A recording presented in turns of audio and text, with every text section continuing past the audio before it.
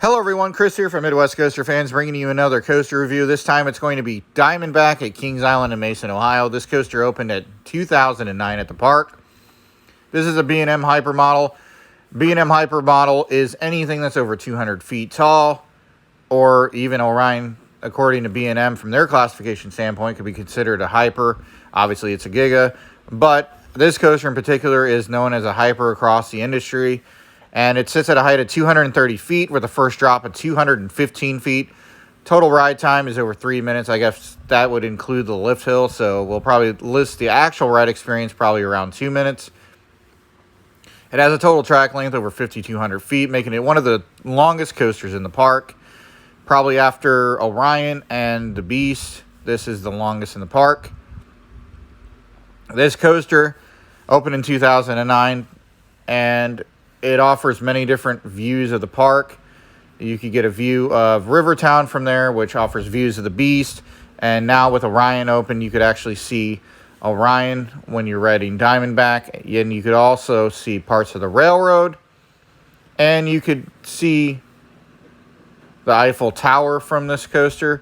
It offers a down and back experience. Coasters that offer a down and back experience are the ones that go down, turn around, and then come right back. This is a B&M down and back model. There's also a twister model.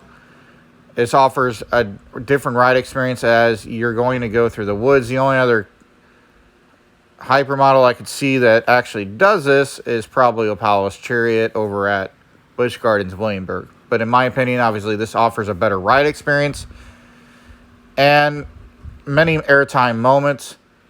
The only time that this coaster kind of slows down is after the mid-course brake run, and then you're going to have the slowdown before hitting the final helix into the final splashdown. As you enter the ride, you're going to see the actual Diamondback logo, and you're going to see this huge lift hill in front of you. It kind of offers an intimidating experience, but don't be intimidated by the coaster. The coaster is very smooth and offers a very gentle ride experience with pops of airtime throughout the ride, depending on where you sit on the coaster. Obviously, in the very front is going to offer less airtime than in the very, very back of the coaster. This coaster actually sits 32 people, but it could vary based on, obviously, COVID procedures currently at this time. It offers staggered seating with clamshell restraints and a seatbelt restraint. The staggered seatings allow you not to be blocked by anybody in front of you, offering a better ride experience, in my opinion. Some people do not like this type of restraint system by B&M. Others do. I'm in the favorable opinion of somebody who likes this type of staggered seating just because I don't ever have anybody blocking my view in front, so I'm able to get good views. And if you sit on the outside rows, you're almost hanging off the edge of the coaster. And in the very back left and very back right, or even in just in the very back car, you're going to have an opportunity to actually get a little bit of a splash. The front of the train is designed like a rattlesnake, or also known as Diamondback. And because of how long the train is, it kind of models kind of the length of an actual Diamondback or rattlesnake in the wild. And it sits at a huge height, so it's intimidating. So it matches its name completely. It sits over in the Rivertown part of the park like I described before. So you also have not only this coaster, but you have other coasters in the area such as Mystic Timbers, the Beast, and you're close to Camp Snoopy. And you also have a lot of different food options. So this is a great area of the park to be in. You're going to see this coaster as you're approaching from the parking lot. You're going to see Diamondback and a variety of different coasters. Probably the two most intimidating from the parking lot are going to be Diamondback and Orion. Now, Diamondback has been delighting guests for a while. It has some of the fastest operations in the park. When you have fast operations, I think it offers a better ride experience overall for a coaster. I've never had to wait any more than 40 minutes, even pre-pandemic. The operations have always been really fast. Orion and Diamondback have the two fastest operations in the park.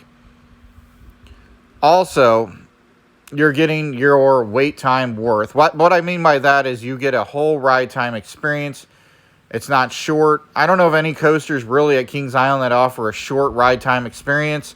Some people will say that it's Orion, but Orion actually has a long experience. You're just doing a top speed that's a lot higher than other coasters in the park. I like the fact that Diamondback starts off in the Rivertown section of the park, and then you go back into the woods, kind of modeling what the Beast does at Kings Island. And I love the splashdown moment. The splashdown moment is one of my favorite moments of the coaster. Also, I could go on top of the Eiffel Tower, and I could get the whole entire coaster from the view from the Eiffel Tower. And the Eiffel Tower kind of shows actually how tall this coaster is in the park.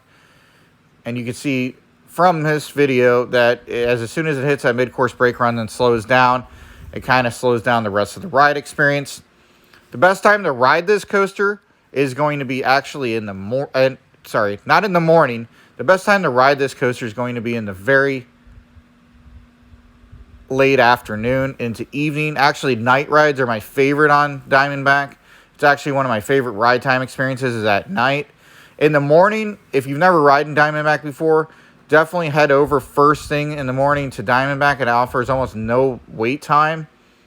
And if they do pass holder previews in 2021, pass holder ERT, extra ride time, and Diamondback's on that list, definitely take advantage of that.